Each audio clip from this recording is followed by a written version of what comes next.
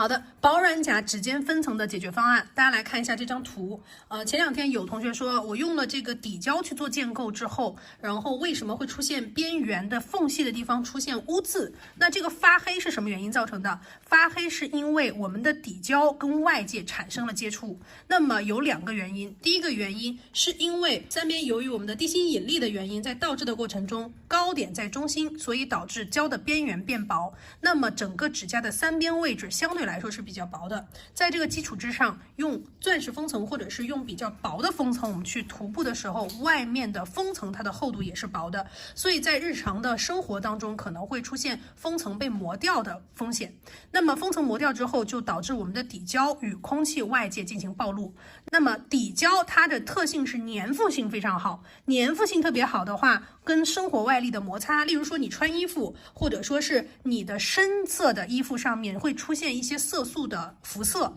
就会产生在底胶上的附着。所以我们看到的这个三边的发黑的情况，是因为封层不在了，所以导致我们的底胶外露与外界物品接触产生的染色。所以这节课我们来主要讲一下，如果你用底胶去做建构，我们需要做哪些注意事项。好的，那么本甲的建构我们为什么要选择底胶呢？因为在我们的日常生活中，我们的指尖会触碰到各种的生活外力的撞击，例如说敲键盘例如说你可能不小心撞击到桌子角上或是门的边边上，都有可能产生指尖的受力。如果你上层建构的胶它是一个偏硬的胶，那么我们的指甲在受生活外力撞击的时候，就会与上面硬的胶产生一个分层。为什么？指尖受撞击就会出现指尖的折弯，看到了没有？指尖一折弯，那么薄软的指甲它在受生活外力撞击的时候，会比偏硬的指甲的分层情况会更加的明显和严重，因为它在撞击的过程中，折弯的次数和折弯的频率会比较高。所以我们在做本甲建构的时候，首选的是底胶，而不是偏硬的建构胶或者是延长胶。好，那么对于薄软指甲可能出现的指尖分层有两大原因。第一个原因是刻模，刻模是至关重要的。有很多人他的刻模方法是错误的，是反复刻模，不是只让它变成雾面就是正确的，因为雾面它有可能是光滑的雾面。刻模的口诀是单向单刺创造划痕，以及纱条的选择，或者说刻模工具的选择，这里是非常重要的。那么第二个产生分层的原因是本甲外露，就是本甲边缘的外露。那这里我们需要进行底部形状线的打磨，或者是本甲的打磨，也就是要让胶露在外面，而不是本甲露在外面。那么有两个解决方法，一个是日式的操作方式，叫做包边，还有一个是俄式的操作方式，叫做底部形状线的打磨因为丽丽老师教的是俄式风格，那么俄式风格的边缘线相对来说是比较锋利的，有这个利落感的，所以我教大家的操作方式是俄式的操作方式，就是底部形状线的打磨，隐藏本甲，让胶变为我们的受力点。好，接下来开始进入我们的第一个环节，关于刻模的工具选择。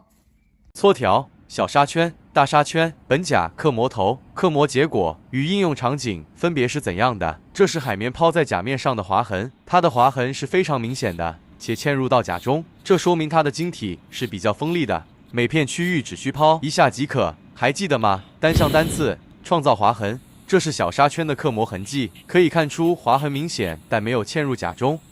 这个是大号纱圈刻模头的甲面划痕，它跟小号纱圈刻模痕迹一样，并不会深入到甲中，只是打毛甲面。本甲刻模头是金刚砂黑标，它的同样也是打毛甲面，不嵌入甲中。这些刻模头的共同点是转速都是4到5千转，超过该转速会把划痕抛光，就没有附着力了。那么薄软甲要选什么刻模呢？薄软甲要选划痕明显嵌入甲中的晶体锋利的海绵抛，因为划痕不嵌入甲中，底胶无法产生强大抓附力，薄软甲经不起2次分离带来的撕裂伤。大号纱圈适合延长甲片连同本甲快速刻模，小号纱圈用于常规本甲快速刻模。薄软甲最适合用晶体锋利的海绵抛，然后再用本甲刻模头找补三边。这3个头里面，只有它不会磨花口袋内皮肤，它也适用于非薄软甲快速刻模。刻模只是创造划痕，不是磨薄本甲，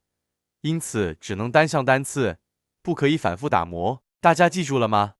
好的，我们今天邀请的这个模特呢是仓库的工作人员，他的工作性质会比我们普通工作的人的手对于指尖的磨损会更多，所以我们用他的手再去做测试的话是非常有说服力的。我们来看他的指尖情况，他的指甲都是这种薄软型的，看到了吗？都是这种很薄软型的。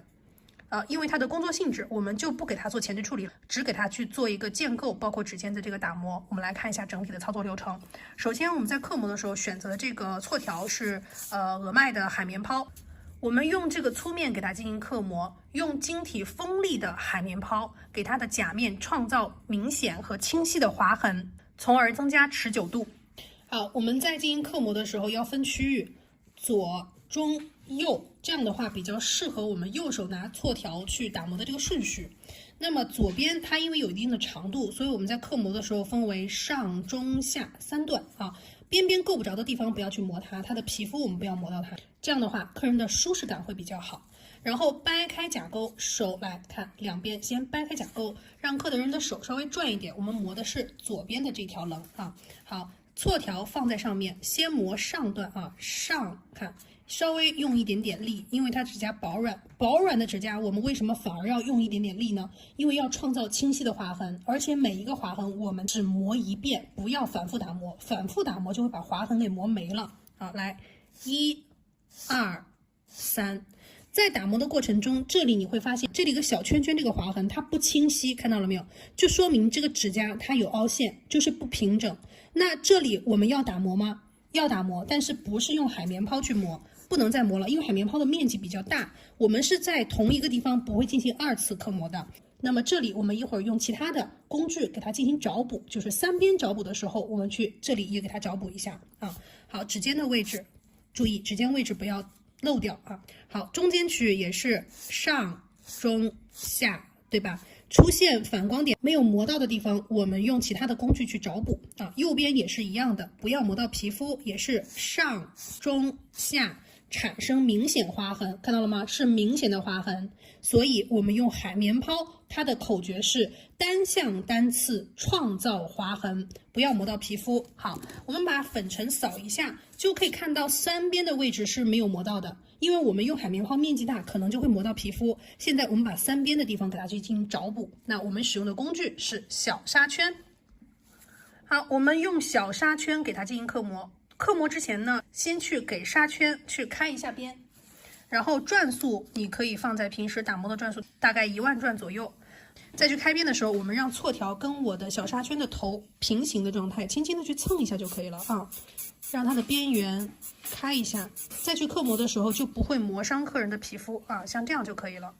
好，接下来我们来刻模，刻模的转速是4000转。好，因为打磨机在旋转的过程中，我们接触本甲的时候，它是一个高速旋转的过程。那我在接触本甲的时候，磨一下，它高速的旋转就会把本甲上面给磨薄了。所以我们要模拟平时我们的错条的操作方式，单向单刺就是一下，所以我们的转速是放在4000转。转速越低，我们越能模拟手工操作划痕的单向单刺。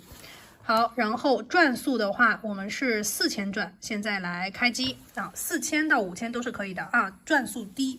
然后我们来找补一下3边，先从中间或者是你最顺手的那个部分开始，提着客人的皮肤来1、2、3， 1、2、3，单向单刺好，掰开甲廓，没有一个地方是要在地方去磨好几次的，都是同一个地方进行打磨。好，然后这边的甲廓边上看到了没有？我磨的都是单向单刺一下。好，接下来找补一下我们刚刚没有磨到的地方的空隙，看。那可不可以用它直接代替砂条？可以，但是薄软甲建议大家用砂条。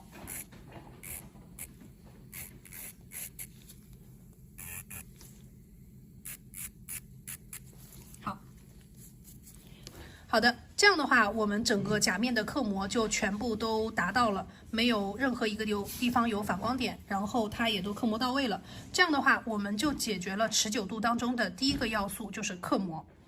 好，我们用彩色的建构底胶，蜂蜜棉花糖的颜色，因为这个颜色偏浅，如果它有缝隙的染色，我们是可以第一时间看到的用这个蜂蜜棉花糖的颜色。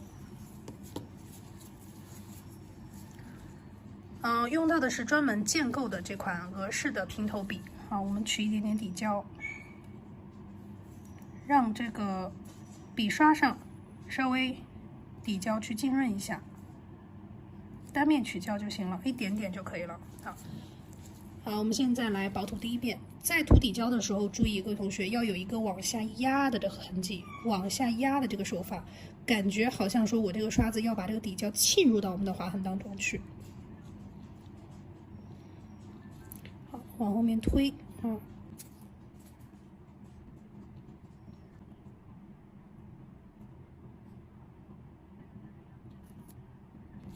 好，反面也是。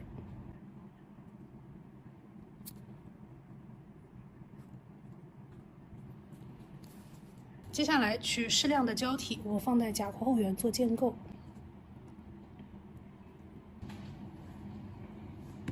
把它带到指尖，带到指尖的时候，我们不要去碰甲面啊，刷子不要碰甲面，轻轻带上去就可以了。一会儿再去找平它就行了。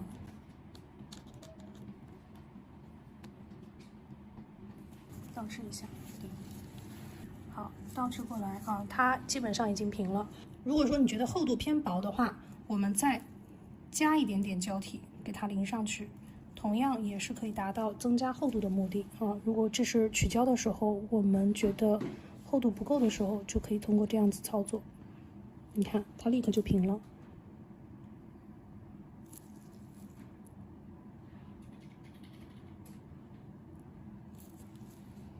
好，再倒置一下，调整一下高度。好。然后转过来看一下它现在的状态哈，基本上这几个边缘都够了，底下有毛茬都不要紧的，因为我们过会儿要整体底部形状线要进行打磨的，所以现在它的平整度以及它的厚度基本上就差不多了。然后我们现在来照灯，照灯60秒。接着呢，用硬式封层做建构保护，建构方式呢跟前面一样的，但是镜头没录上。边边稍微给它带一下，因为我们一会儿要进行打磨，所以说这个位置不能太薄啊，让它有一点焦亮。好，然后我们来倒置。好，倒置回来了之后，我们现在去给它照灯，照灯2个60秒。接着我们用钢板锉240目的，先把整个边缘的位置给它磨短。什么意思？因为由于我们建构的原因，倒置的时候会由于重力的关系，3边的胶量会往中心点去收。那么往中心点收的话，3边的边缘胶量就会变薄。所以我们刚刚在倒置回来之后，稍微让它静置一下，往边上回流一点点。那么这个时候照完灯2个60秒以后完全照干，我们拿240目的锉条，钢板锉，先对着指甲的边缘给它进行磨短，但并不是磨得非常短啊，这个磨短只是指的我们把由于倒置原因导致的边缘外露出来的那么一丝的本甲给它磨进去，让露在外面的是胶，就是你可以理解为齐平吧，本甲与我们的胶齐平。然后这样子打磨，让我们的露在外面那么一丝的本甲与我们的胶进行齐平，这样的长度打磨完了之后，我们再把锉条平放在整个底部形状线的位置进行打磨。这个目的是让我们的本甲藏于我们的建构的胶里面。这样的话，由于生活外力的撞击，例如说你敲键盘或者不小心撞到那个桌角或者什么上呢，那我们的本甲指尖的折弯就会减少，因为它触碰外面的撞击的力度的是胶本身，而不是本甲，指尖就不会出现折弯而分层的风险了。那所以说，我们再来连贯的操作一下，先是平放，让我们的露出来的外露的本甲与我们的胶达到一个齐平的状态，然后打磨底部形状线，这样子进行打磨，看到了没有？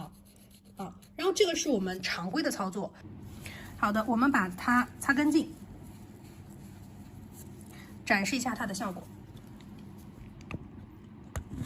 好，用微距给大家详细的看一下。首先我们来看正面的指尖位置，你是看不到本甲的，对不对？来看没有磨过的指尖位置，是不是可以看得到本甲？这个是看不到本甲的，所以它后面的硬式封层的建构就体现在这里了，对不对啊？然后我们翻过来来看一下指尖的位置，看到没有？它的边缘是非常光滑的，那么外露在外面的是建构胶，而不是本甲，这样就不会产生指尖分层。好，然后我们还有一种情况，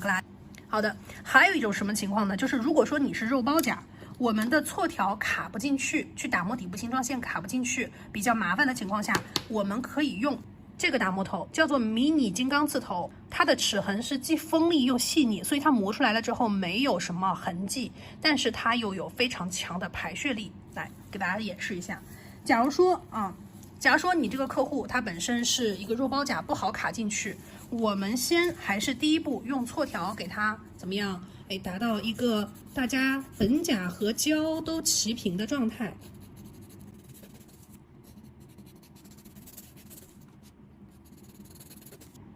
然后我们用迷你金刚刺头给它打磨底部的本甲，代替我们刚刚错条卡底部的这个条件。来转过来，转速的话是1万左右就可以了啊。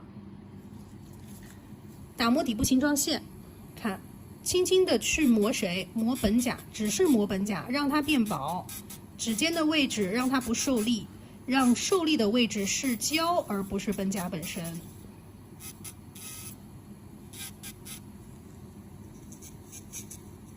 把指尖的本甲给磨的相对来说比较薄，能理解吗？这样的话，指尖的本甲它就是完全不受力的状态。我们再来微距看一下。